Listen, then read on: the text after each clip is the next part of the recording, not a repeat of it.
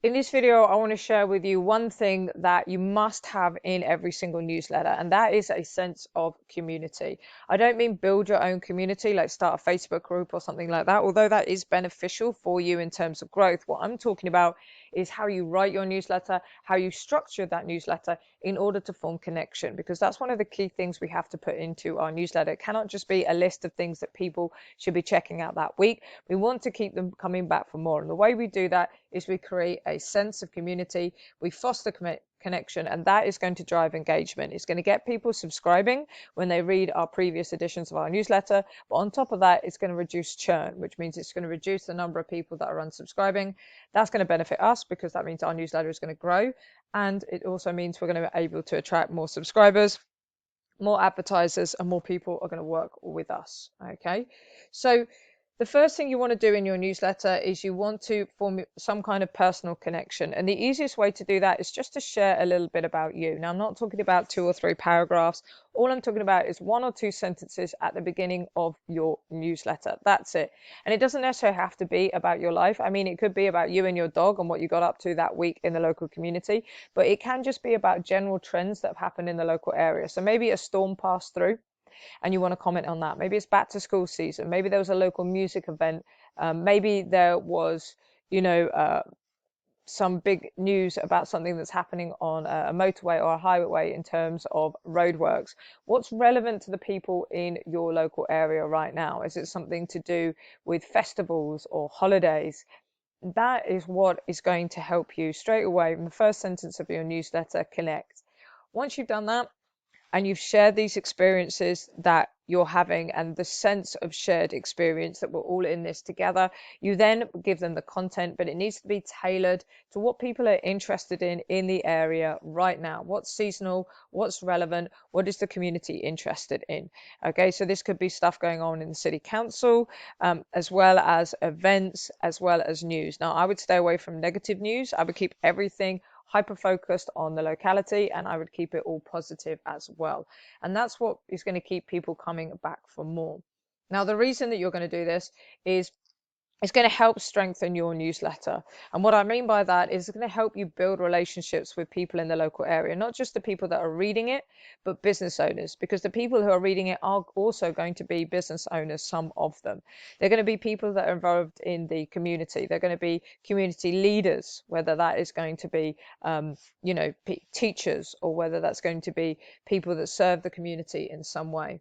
And what that's going to help you do is going to help you identify partnerships. It's going to help you identify businesses you can work with. And one of the easiest way to do that is to put a survey or a poll in your newsletter. You can even just say to people in your newsletter, are you somebody who has a business in the local area? We would like to work with you in a positive way. We would like to shout out your business. Reply.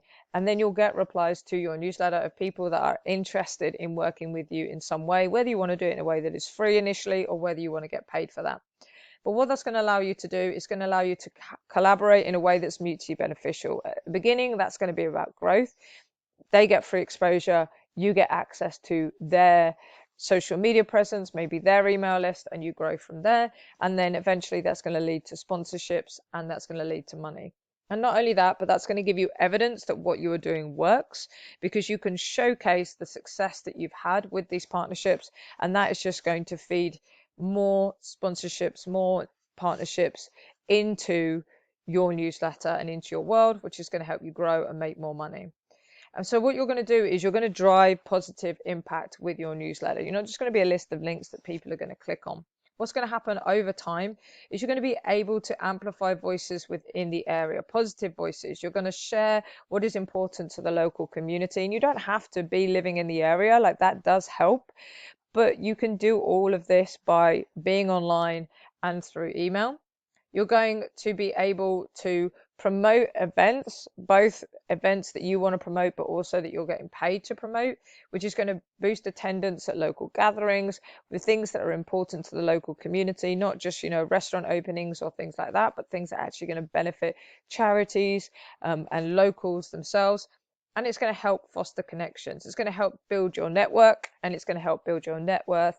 And you're not just going to get opportunities in terms of growing your newsletter, but opportunities for you to be able to do things that you were never thought you would be able to do, get access to go to events you thought you would never be able to do, and access to talk to people like local investors that can help you grow your newsletter, but also grow some of the other business ideas that you have. And you're going to motivate readers to contribute positively to the local area, whether that's going to a charity event, paying their money to get in and buying a ticket that goes to charity and making more people aware of that, or whether it's bigger action that you want to inspire in people. But by doing small actions in your newsletter, you can create big change in the community, but also a newsletter that helps you change your life as well as the lives of others. Now, if you want to see how we use AI in order to write our newsletter, go over to the homepage of this channel. There's a link to our free AI generator that generates newsletters for you. Our free generator, I should say. There is an AI version as well that you can check out on that page. And then if you would like to see what newsletter software we use in order to send our newsletters, then there's a link down to that in the description. It also has a 20% promotion as well, which means if you want to pick up the paid version, you can use it initially completely for free. Best newsletter platform. But if you would like to check that out and do the paid version, as I said, there's 20% off there as well. So if any of that interests you, then go to those places, check it out. If you have anything you'd like us to cover to do with local newsletters, then leave a comment as well, and we'll see you in the next one.